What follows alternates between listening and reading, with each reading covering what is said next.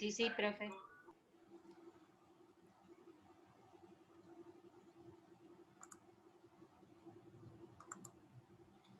Chicos, que hay en el chat me han puesto por el práctico 5 que no lo han podido realizar.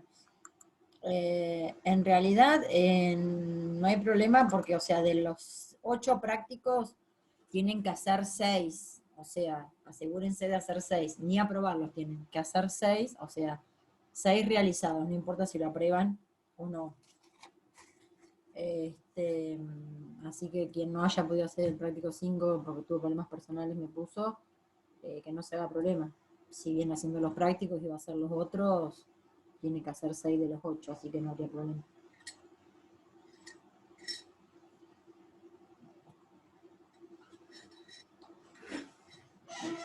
Bueno, continuamos con la farmacología endocrina.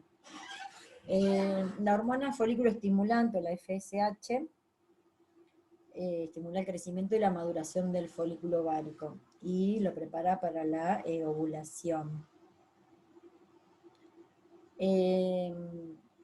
Normalmente se produce la ovulación 32 a 36 horas después de la administración que se aplicó.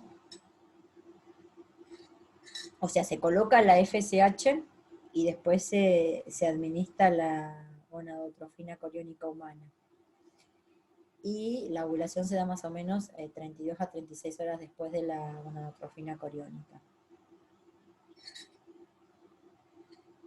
Se administra vía intramuscular para la infertilidad femenina. Las reacciones adversas que puede producir son las alteraciones digestivas, en el lugar de la aplicación, inflamación, enrojecimiento, dolor. Ahí donde dice hinchazón, ¿sería hinchazón en la zona de la aplicación, profe? Claro. Sí, que son las reacciones adversas de que siempre que colocamos un inyectable, que puede pasar, si es dolor e inflamación en el lugar de la aplicación. Que también se puede poner rojo. Bueno, la carbegolina es un agonista dopaminérgico y es un inhibidor de la secreción de prolactina. Se usa cuando hay hiperprolactinemia, disfunciones asociadas a lo que es la hiperprolactinemia, que son amenorrea, oligomorrea, anovulación, galactorrea. Se utiliza también para la inhibición o supresión de la lactancia y también para el tratamiento de adenomas pituitarios. ¿Qué pasa? Muchas veces la madre quiere dejar de lactar por alguna circunstancia, entonces el médico le da la carbegolina para producir la supresión de la lactancia. Las reacciones adversas, bueno, alteraciones digestivas, puede producir somnolencia, dolor en el estómago, inclusive puede favorecer la gastritis.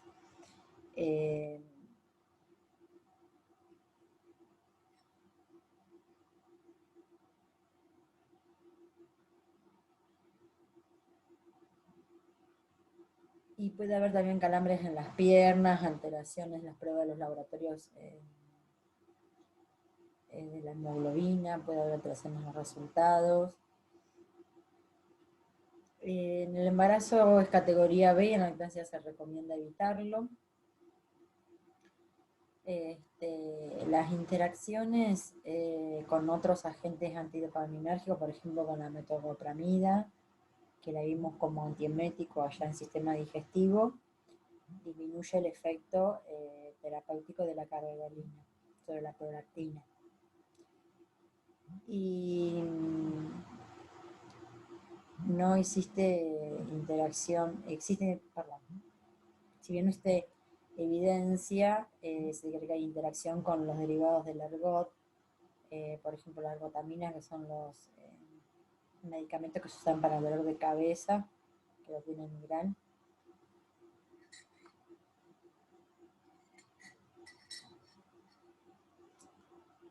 Profe, me sorprende que sea categoría B.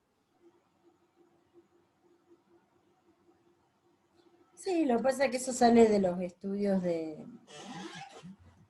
que se realizan en las mujeres embarazadas.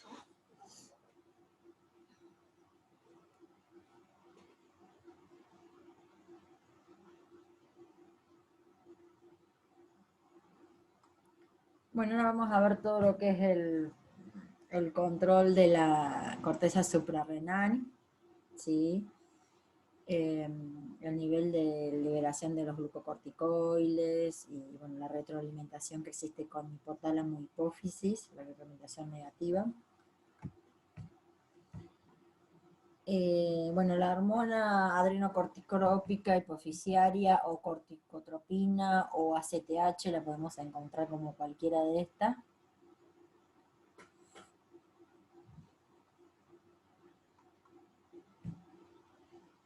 Que es la hormona que libera la hipófisis para estimular la corteza suprarrenal para que libere los glucocorticoides. Se la utiliza en diagnóstico vía intravenosa y en uso terapéutico es vía intramuscular o subcutánea como un estimulante de la glándula suprarrenal. También se le utiliza como agente diagnóstico de la función suprarrenal para ver cómo está funcionando. Se utiliza para el lupus eritematoso sistémico, para el herpes zóster también se suele utilizar, no es tan común, como para artritis reumatoidea también.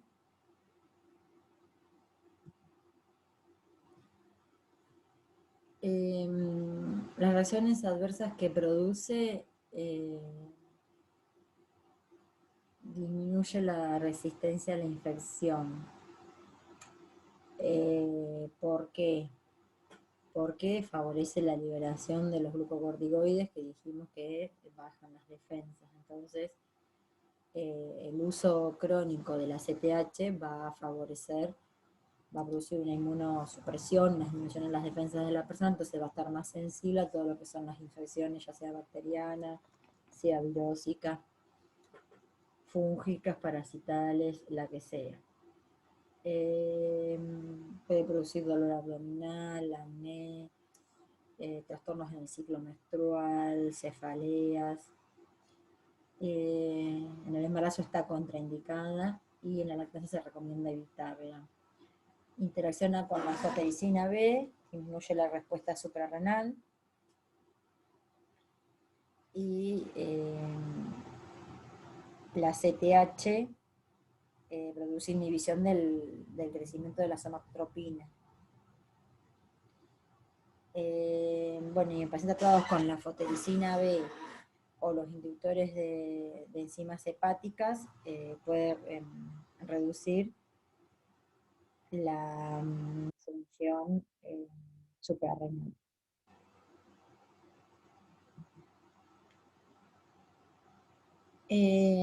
La concitropina o tetracosotrina es un análogo de la ACTH.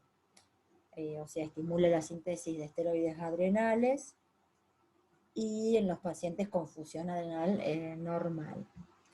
Se utiliza para el diagnóstico de la insuficiencia adrenocortical y en tratamiento de pacientes que requieran, por distintas patologías, que haya alto nivel de glucocorticoides. Y se utiliza en distintos tipos de esclerosis múltiples también, en distintos tipos de infecciones y síndromes de Guillain-Barré, por ejemplo, para el tratamiento paliativo del cáncer en el estado terminal, para el asma cuando los corticoides no son recomendados en niños, porque se ve afectado su crecimiento. La concitropina produce como reacciones adversas, alteraciones digestivas, puede haber hipersensibilidad, llegar a un shock anafiláctico, en el embarazo es categoría C, y en la lactancia se recomienda evitarla. Bueno, también interacciona con la fotericina B, en este caso va a haber una baja del potasio, y con los anticoagulantes orales va a haber un efecto de estos, y cuando se usa en combinación con los diuréticos tiacídicos, por ejemplo la hidroclorotiazida, va a haber hipopotasemia. Y con los laxantes también se ve aumentada la hipopotasemia. Bueno, ahora vamos a ver todo lo que es la regulación hormonal de tiroides.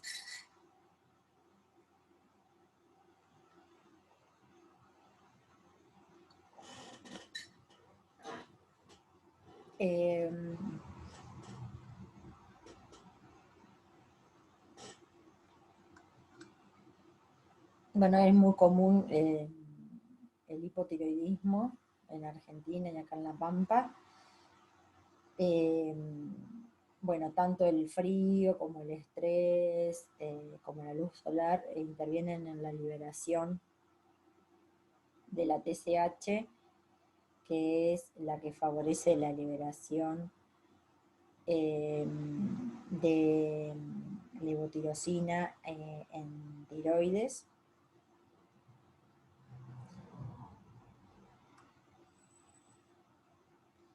Esta hormona liberadora de tirotrofina o TRH es el factor liberador que se produce en el hipotálamo para estimular a la hipófisis para que libere la TSH, y esta va a actuar sobre tiroides. ¿Para qué se utiliza la TRH? Para evaluar la función tiroidea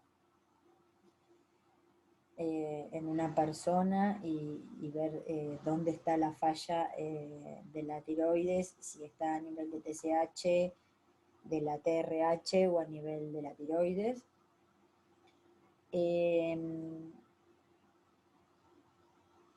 Las reacciones adversas que produce esta puede ser hipotensión, puede ser dolor de cabeza. En las mujeres se puede dar agrandamiento de las mamas y puede disminuir la producción de leche en las que están amamantando. Bueno, en realidad se recomienda precaución en la lactancia, y en el embarazo se recomienda evitarlo porque tiene un efecto sobre la musculatura lisa uterina, puede favorecer la hipertensión, incrementar el riesgo de hemorragias cerebrales en mujeres con hipertensión. Interacciona con la levotirosina, la levotironina y otros análogos de hormonas tiroideas. También va a interaccionar con los corticoides, con la somatostatina. Así que el médico, si tiene que darlos, va a tener que hacer un ajuste de dosis. Bueno, la famosa levotirosina sódica o tiroxina o T4 es todo lo mismo, son sinónimos químicos. Bueno, es una droga de origen sintético. En realidad se utiliza para el hipotiroidismo y es una terapia de reemplazo, o sea, como la tiroides no genera suficiente levotirosina, el médico la tiene que dar por vía exógena, ¿sí? Se utiliza para todo tipo de hipotiroidismo, algunos tipos de bocio, y cuando hay carcinoma de glándulas tiroides, y algunos estudios para determinar la función de la tiroides, ¿sí? En la administración de la levotirosina, para que haya una buena absorción y una buena biodisponibilidad, debe consumirse 30 minutos antes del desayuno, y no se debe administrar ni colesteramina, ni sales de hierro, ni monolaldato, ni sales de hidróxido de aluminio y magnesio, que la vimos como antiácidos, en digestivo, ni laxantes, ni salvado, ni soja. Y si la persona tiene que consumir algo de esto, ya sea los alimentos o los medicamentos estos, con la persona que toma levotirosina, tiene que esperar de 4 a 5 horas de diferencia. O sea, tanto los medicamentos como, por ejemplo, el salvado y la soja. O sea, por ejemplo, si la persona va a comer una milanesa de soja, va a comer masitas o pan con salvado, tiene que esperar 5 horas para comerlo. O sea, son 30 minutos antes del desayuno la levotirosina, pero en ese desayuno, que se hace inmediatamente a los 30 minutos, en ese desayuno no puede haber nada de soja ni de salvado en ese alimento. Hay que esperar 5 horas para que haya una buena absorción de la levotirosina, ¿sí? Bueno, las reacciones adversas están relacionadas con la dosis. En lactantes las dosis excesivas pueden producir eh, eh, alteraciones en el cráneo, eh, puede haber también pérdida del pelo, esto todo en sobredosis. Y los signos de sobredosis, vamos a ver que son los del hipotiroidismo, son exceso de levotirosina, o sea, diarrea, aumento del apetito, taquicardia, fiebre, temblores, insomnio y alteraciones digestivas. La levotirosina, como está regulado el metabolismo con la temperatura externa, la levotirosina en realidad se debe hacer un ajuste de dosis cada vez que cambia la temperatura externa, porque cuando hace frío se necesita más levotirosina y cuando hace calor se necesita menos levotirosina.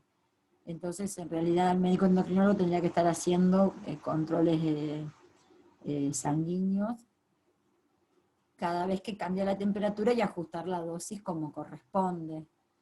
Bueno, la levotirosina viene de muchísimos microgramos, viene de 25, 50, 75, 88, 88, 100, 112, 125, 137, 150, 175, 188 y 200, ¿sí?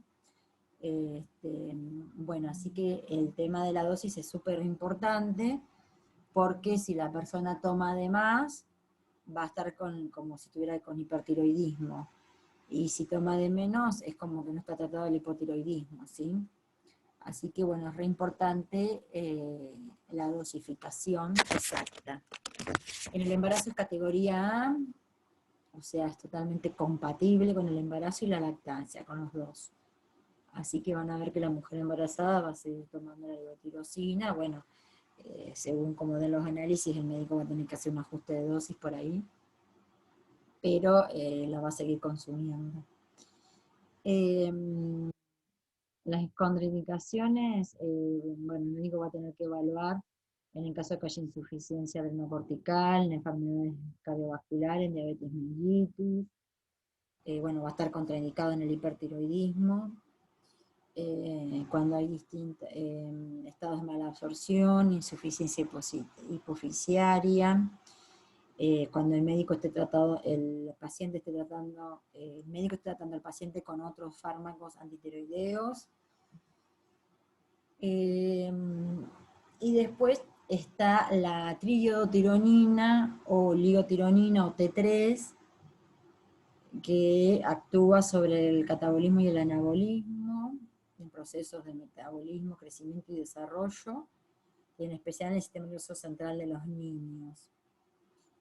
Se usa para el hipotiroidismo de cualquier etiología, bocio, la tiroiditis linfocítica crónica, que se llama de Hashimoto, cuando hay cáncer en tiroides dependiente de la TSH, y también se utiliza para los estudios de la función tiroidea. Las precauciones, bueno, en personas de edad avanzada, que son sensibles a los efectos de las hormonas tiroideas, entonces va a haber que el médico va a tener que reducir la dosis y se va a tener que utilizar con precaución cuando tengan angina de pecho, enfermedades coronarias, para ejercicios violentos y agotamientos que pueden facilitar la angina de pecho. En el embarazo hablar riesgo-beneficio, en la lactancia usarla con precaución. Las reacciones adversas que produce, bueno, puede haber alergia, puede haber signos de hipertiroidismo en caso de sobredosis. Y bueno, esa sobredosis va a producir todos los síntomas del hipotiroidismo, alteración del ciclo menstrual, diarrea, taquicardia, nerviosismo, pérdida de peso. Bueno, van a interaccionar con todos los corticoides, la CTH, los anticoagulantes derivados de la cumarina, con los antidepresivos tricíclicos, que lo vamos a ver dentro de poco. Puede alterar las necesidades de insulina y de los hipoglucemiantes orales, así que va a tener que controlar el médico el tema de la glucemia. La colesterol puede disminuir la biodisponibilidad de la T3, y los inductores de las enzimas hepáticas van a aumentar la degradación de la T3, entonces van a disminuir su biodisponibilidad. Y el uso simultáneo de la ketamina con la T3 puede producir hipotensión y taquicardia. Y si se usa junto con la somatotropina, va a acelerar la maduración de la hipófisis óseas. Bueno, la T3 y la T4 es para el hipotiroidismo. Generalmente se utiliza, en general, más la T4 porque es más segura, vimos que tienen por ahí menores reacciones adversas a nivel del embarazo y de la lactancia. Para el hipertiroidismo, que es cuando está funcionando de más la glándula tiroides, en este caso se utiliza el metamidazol. Este lo que hace es disminuir la liberación de levotirosina por parte de la tiroides, ¿sí?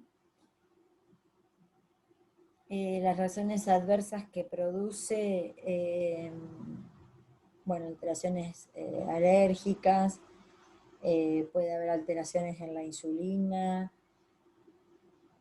puede haber alteraciones a nivel piel de alergia, alteraciones digestivas, puede haber edema. En el embarazo es categoría D, porque puede causar daño fetal y atraviesa la placenta y puede producir bocio en el bebé. Y en la lactancia también se recomienda evitarlo. El metamidazol interacciona con los anticoagulantes orales, aumenta el efecto de estos, puede haber riesgo de hemorragia, interferencia con la vitamina K, altera las concentraciones de glucosa, y con la warfarina y la cenocumarol hay una disminución del efecto anticoagulantes, así que el médico, si lo tiene que dar, va a tener que hacer un ajuste de dosis. El yodo radioactivo, que se usa para tratar el hipertiroidismo y más que nada cuando hay cáncer de tiroides. Generalmente cuando hay cáncer de tiroides, el médico extirpa la tiroides, pero tiene que asegurarse que no quede ningún vestigio de tejido tiroideo con células cancerígenas. Entonces, para eso utiliza el yodo radioactivo. Este yodo radioactivo se utiliza generalmente después de la cirugía en las 3-6 semanas para asegurarse de destruir si quedó alguna célula tiroidea cancerígena en alguna parte del cuerpo. Bueno, estamos hablando de yodo radioactivo, el cual es súper es una droga muy nociva. Entonces, bueno, interacciones que es importante antes del procedimiento es que la persona debe hacer una dieta baja en sodio de 2 a 3 semanas antes del procedimiento, ¿sí? De la toma de yodo radioactivo. Las reacciones adversas que produce el yodo radioactivo es alteraciones a nivel del esperma y de los óvulos. También puede producir inflamación de las glándulas salivales, gastritis, ojos secos, cambios en el gusto, alteraciones en el ciclo menstrual de la mujer. En realidad, una vez que tanto el hombre o la mujer utilizan radioactivo, no puede quedar embarazada la mujer por lo menos entre 6 y 12 meses. Se recomienda más 12 meses el tratamiento para mayor seguridad. Y en el caso de los hombres, se recomienda que esperen 6 meses del tratamiento con yodo radioactivo para tener un hijo. ¿Por qué? Porque el yodo radioactivo altera al esperma, ¿sí? Bueno, la precaución es la persona va a estar aislada, no puede estar en exposiciones, en contacto con otras personas, y el tiempo de aislamiento va a depender de la dosis de yodo radioactivo recibida, ¿sí? Pero no pueden estar en contacto con ningún familiar, ni hablar de embarazadas, ni hablar de niños, ni hablar.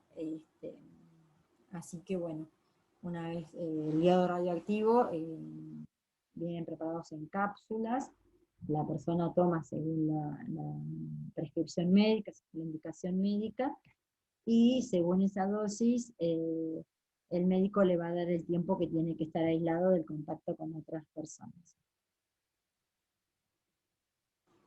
Bueno, lo que es glucocorticoides,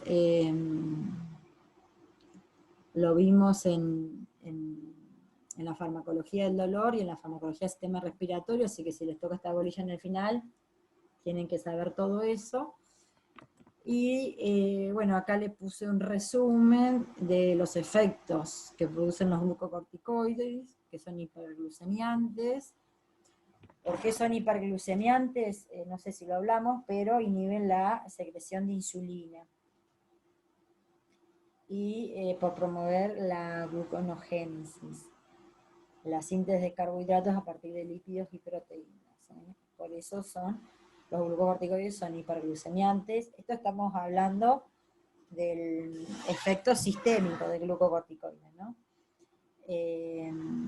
Aumento de la fragmentación de proteínas y lípidos utilizados como fuente de energía. Bueno, hay una supresión de la respuesta inflamatoria e inmunitaria.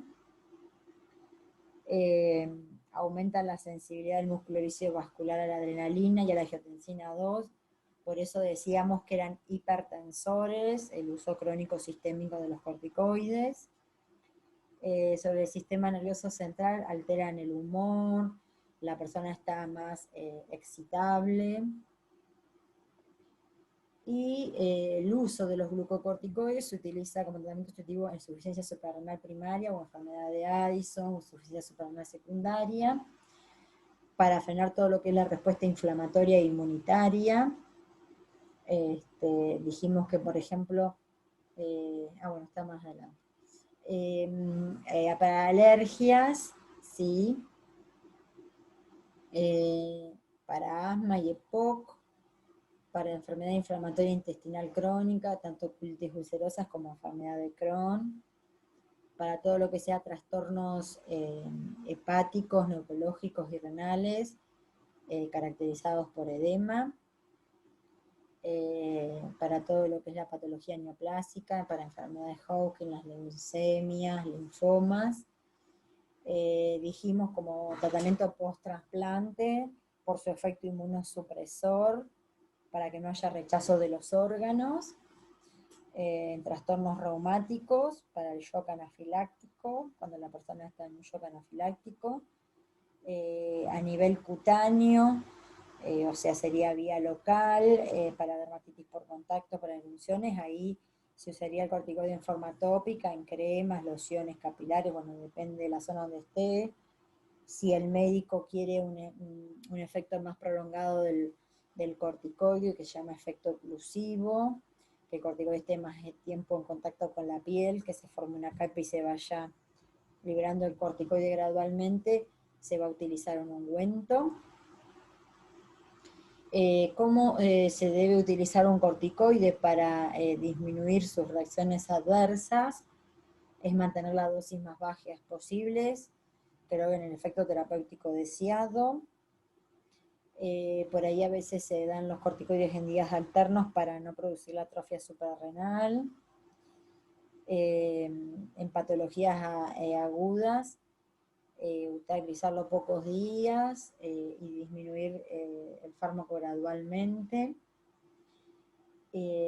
Siempre que se pueda administrar, que lo habíamos hablado la otra vez, los corticoides en forma local, siempre que se pueda, administrarlo en forma local, ya sea a nivel inhalatorio, ya sea a nivel piel, sean las aplicaciones interarticulares, a nivel ojos, oídos.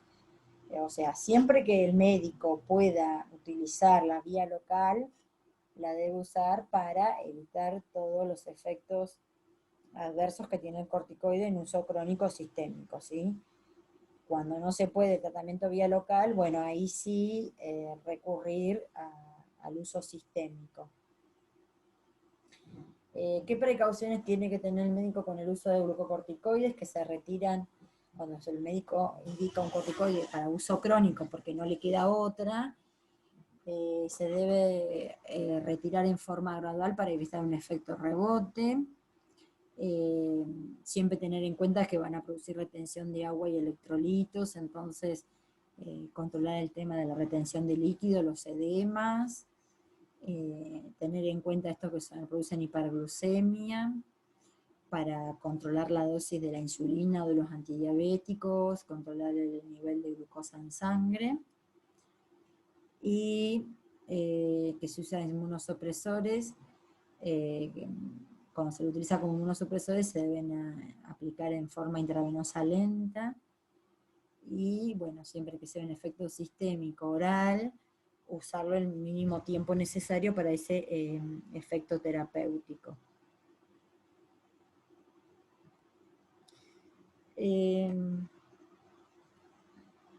Bueno, terminamos la farmacología del sistema endocrino.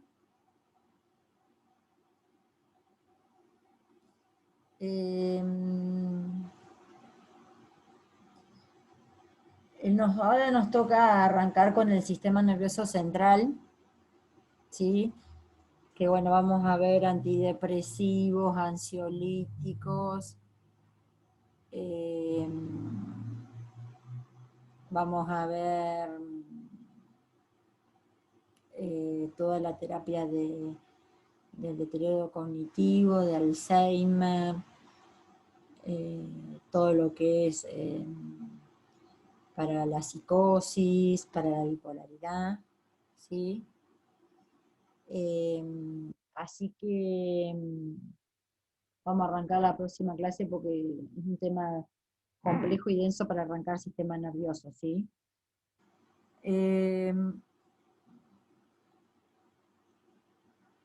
La clase que ustedes dicen que no la pueden ver, ya sé cuál es, la que subí de la universidad, que yo la subí como archivo en vez de subirla como URL, porque tenía que poner una clave de acceso. Así que cuando lo pueda solucionar, les mando un mensajito, así ya la pueden ver a la clase. Alguna otra cosa no pueden ver, y bueno, después no podían ver de cardiovascular, la parte de enfoque fisiopatológico, debe ser el libro tampoco. ¿Y alguna otra cosita no pueden ver?